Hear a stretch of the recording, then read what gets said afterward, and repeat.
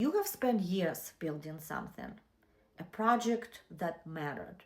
You could see it finished in your mind, the impact it would have, the person you'd be once it existed in the world, but somehow, somewhere along the way, it stalled.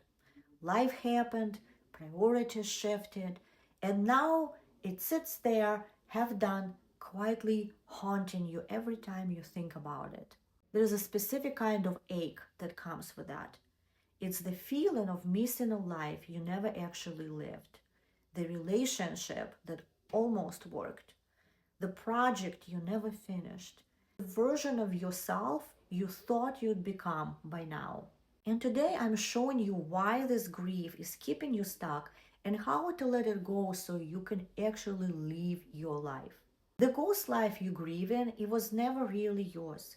It was built from what you thought you should want, maybe other people's expectations or your old fears and ideas about yourself that are way out of date. Think of it like this.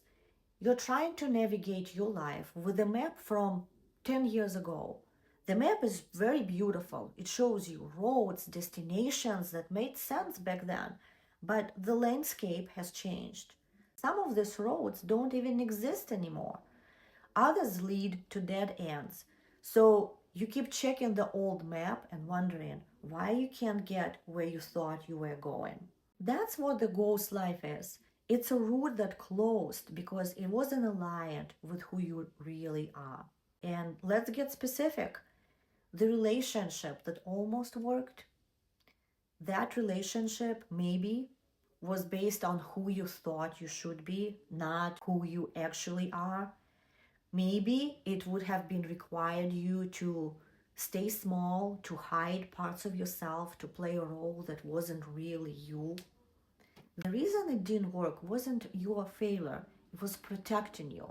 The unfinished project, the one you have been waiting for perfect timing to start, that perfect timing is a story your fear invented to keep you safe from risk and visible failure. The truth is, if it were truly aligned, you wouldn't need perfect conditions. You would be pulled toward it despite your unreadiness. Here is what holding onto the ghost life actually cost you. First, it blocks present joy.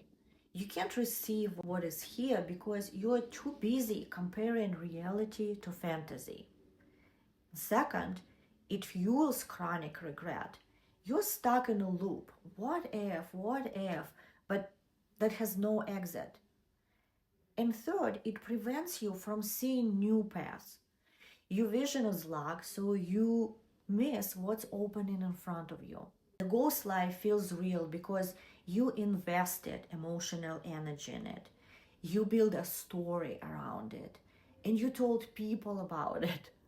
But just because you invested doesn't mean it was right for you. The universe wasn't punishing you when those doors closed. It was clearing the path. So if the ghost life was never real, why does it hurt so much to let it go? Because we are holding on to it like it proves something, like we tried, that we cared, that we were serious about it. But the proof is in how you show up right now. I'd like to talk about the permissions that release the grip. So here's where we start. The first permission is to name the specific loss. You can't mourn what you refuse to define clearly. Not just the relationship, but maybe the version of myself that person would have wanted. And not just business, but the identity of being the person who succeeded at that exact thing. When you name exactly what you're mourning, you can actually let it go. So get precise. What exactly are you mourning? Is it the person or is it the feeling of being wanted?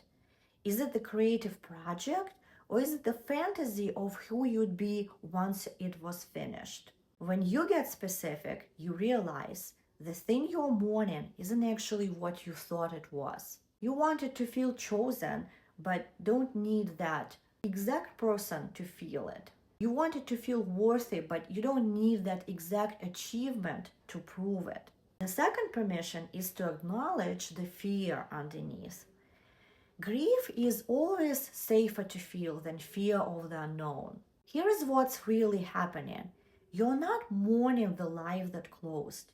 You're scared because you don't know what comes next. The ghost life had a plan. You knew where it was going. And your actual life, it's asking you to move forward without that certainty.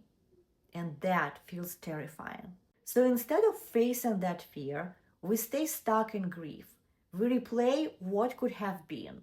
We convince ourselves it would have been easier if that door had stayed open. But easier doesn't mean better.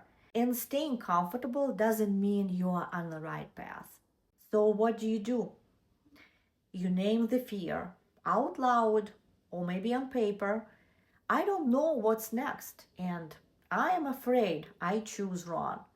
When you say it, you're not hiding in grief anymore.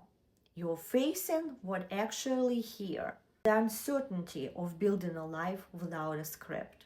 The third permission is to stop spending energy on what doesn't exist. All that mental energy you're using to replay what could have been, that energy you could be using for your actual life. Think about how much time you spend imagining the alternate version, wondering if you made the right call, comparing where you are to where you thought you'd be. That's lots of energy going to something that doesn't exist. And honestly, it's burning you out. So here's what to do instead. The next time you catch yourself stuck in this ghost life, pause and ask, what does my real life need from me right now? Maybe it's just one small step towards something new. Whatever it is, you get to choose where your energy goes now. And every time you choose what's present over what's not, you're building trust in yourself.